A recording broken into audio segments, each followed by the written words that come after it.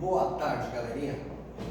Como vocês podem ver, temos aí as 5 competências do Enem. No primeiro momento você pode olhar e assustar-se, né? Pensar assim, nossa, o que são essas 5 competências? Mas galera, eu garanto para vocês que é bem tranquilo. Mas já posso afirmar para vocês que elas são muito bem organizadas para que você seja avaliado de maneira completa. Por isso que fazer uma dissertação, escrever uma redação para o Enem, requer trabalho, requer empenho. E por isso que é tão raro nós obtermos a famigerada nota 1000 aqui em âmbito nacional. Tá?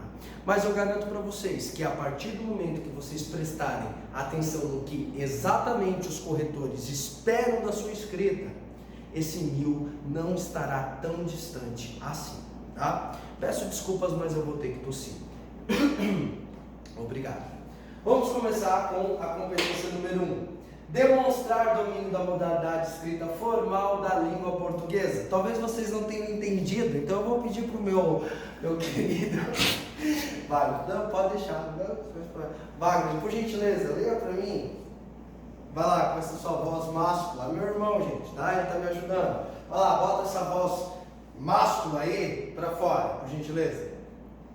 Demonstrar domínio da modalidade escrita formal da língua portuguesa.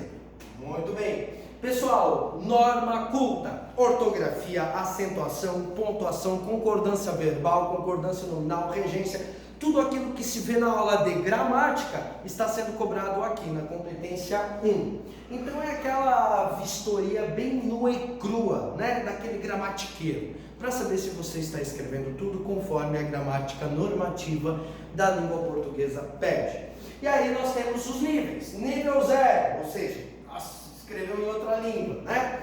Nível 1, nível 2, nível 3, nível 4 e nível 5.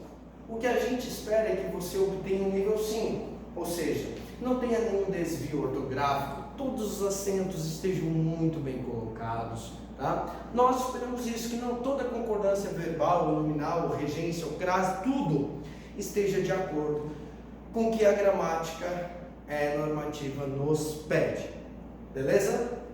Vamos falar agora sobre tema e gênero. Você está escrevendo sobre o tema ou você fugiu? Está buscando um aspecto que não tem nada a ver, né, com o que foi proposto?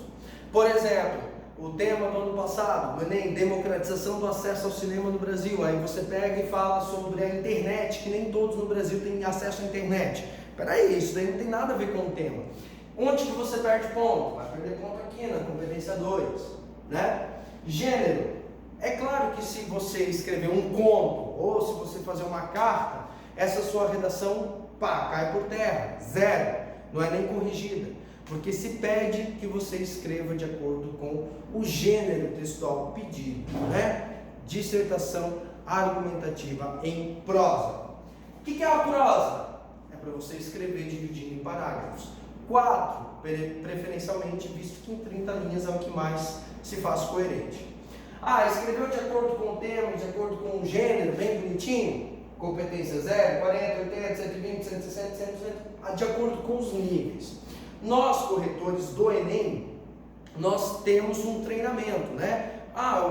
Se o aluno escrever de determinada maneira, qual será o nível que ele vai atingir? Né? Só que isso é parte da própria correção, tá? De acordo com a sua escrita que nós conseguimos ter esse discernimento.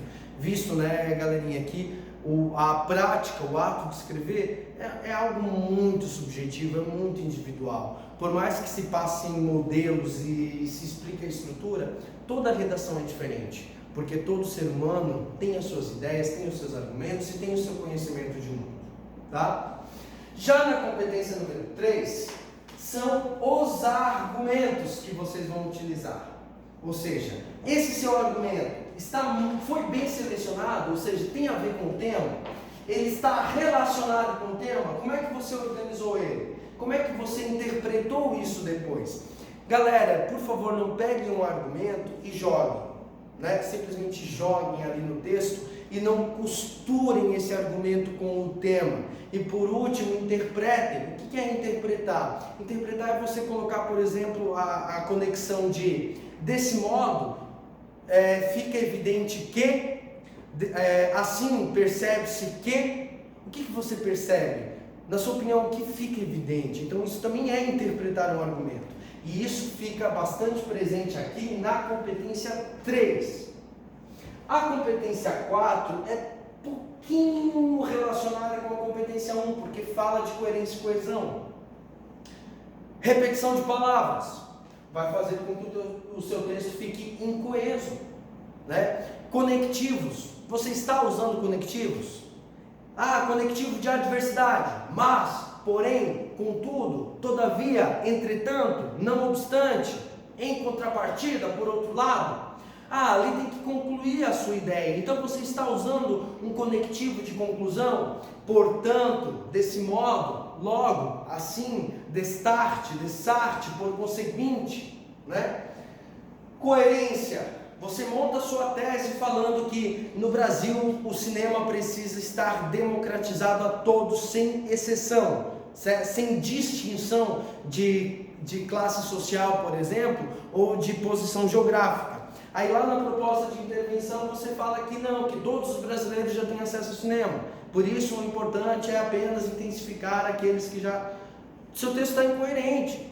Você diz uma coisa e depois diz outra. Tá? Então você vai perder ponto na competência 4. Lembrando, galerinha, que até agora, da competência 1, 2, 3 e 4, todas elas são avaliadas nesses níveis. 0, 40, 80, 120, 160 e 200 pontos.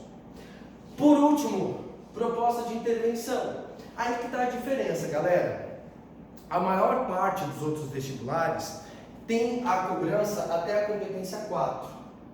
Tá? Se você pegar o vestibular da UFSC, tem essas 4 competências. Vai 0, 0.5, 1, 1.5, 2, 2.5. No Enem é diferente porque no Enem eles pedem que, além de escrever sobre o tema, né, apresentar os seus argumentos, eles querem que você apresente uma solução para todos os problemas que você apresentou no decorrer do texto. Tá? Apresentar esse problema, galera, não é tão fácil, mas também não é tão complexo quanto se pode imaginar. Você tem que pensar em um órgão, tá? em um agente para resolver esse problema. Geralmente esse agente, ele é de cunho público, né? Algum ministério, poder executivo, legislativo, judiciário, cabe à polícia rodoviária. Tem que pensar em um agente que tenha um poder em suas mãos. Então não adianta você colocar como agente as pessoas.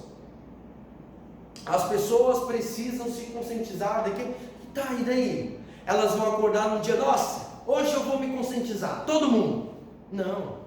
Então você precisa de um agente que de fato tenha um poder de persuasão social ou que tenha algum poder até de legitimação, né, em suas mãos. De maneira bem detalhada, o que esse agente vai fazer? Qual vai ser a ação? Ele vai fazer isso por meio de quê? Né? E qual vai ser o detalhamento? Quanto mais detalhes você puser nessa proposta de intervenção, melhor será. Tá? Mais chance você terá de chegar aqui, nos 200 pontos. Beleza, galerinha? Como é que funciona? Beleza, eu sou o corretor 1. O Wagner é o corretor 2. Tá? Eu vou pegar a redação do José. O José, ele tirou 80 pontos, no meu ponto de vista, na competência 1. Ele tirou na segunda competência, ele escreveu de acordo com o tema e gênero, né? Embora teve aí muitos erros gramaticais e tal, mas ele, escreveu de acordo com o tema e de acordo com o gênero. 200 pontos. Aí ele usou argumentos, beleza, até convincentes, poderia ter pensado mais, ter ido além, ele colocou pouco, até sobraram algumas linhas que não deveriam ter sobrado. Então vou colocar aí 120. Coerência e coesão, ele repetiu muitas palavras, né? Então a coerência tudo ok, mas a coesão ele poderia ter ido além, poderia ter usado mais conectivos. Vamos colocar uns 80 pontos. E a proposta de intervenção ficou muito vaga, tipo, beleza, ele vai fazer isso, mas como vai fazer isso? O que ele vai usar? Qual é o detalhe de tudo isso? Ficou uma proposta de intervenção muito vaga. Então, pela ótica de um corretor, do primeiro corretor, no caso eu, esse aluno vai ter 200, 280, vai ter 380, 400, 480, 560 pontos. O Wagner, que tem um coração um pouquinho, um pouquinho mais flexível, ele tem pena, assim, dos candidatos, ele já vai ser mais bonzinho. Aqui ele vai colocar 120, aqui permanece com 200, aqui ele vai colocar 160, aqui ele vai colocar 120, aqui ele vai colocar 120. Professor, são duas notas diferentes, como é que se faz? Média aritmética.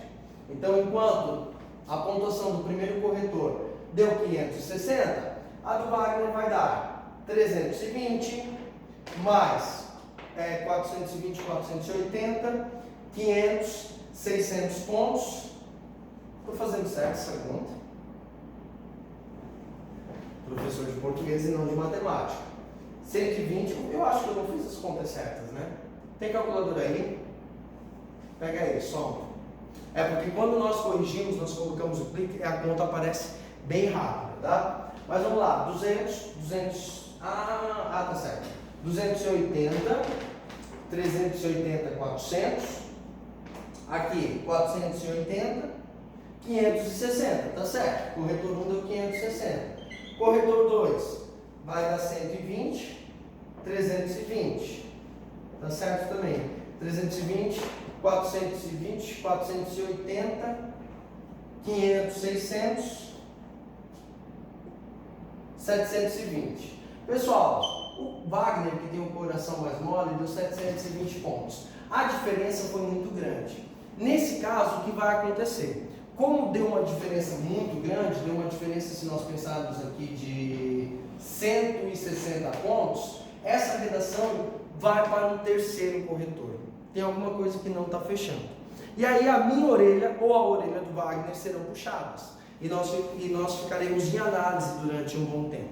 Agora, suponhamos que o Wagner tenha deixado o coração mole de lado e corrigido de maneira bastante objetiva, e tenha dado, sei lá, 600 pontos. O que vai acontecer? Uma média aritmética e, na verdade, a pontuação final desse aluno foi de 580 pontos. É assim que funciona, meus amores. Tá? Professor, mas se o terceiro corretor der uma nota ainda mais discrepante, o que acontece? Aí a sua redação vai para uma banca examinadora, uma banca física, não será mais uma correção online. E nessa banca haverá 3 professores e um doutor em língua portuguesa. Para essa banca, além das redações cuja avaliação se faz discrepante, irão também as redações que tiveram nota 1000, ou seja, essa redação é nota 1000 mesmo?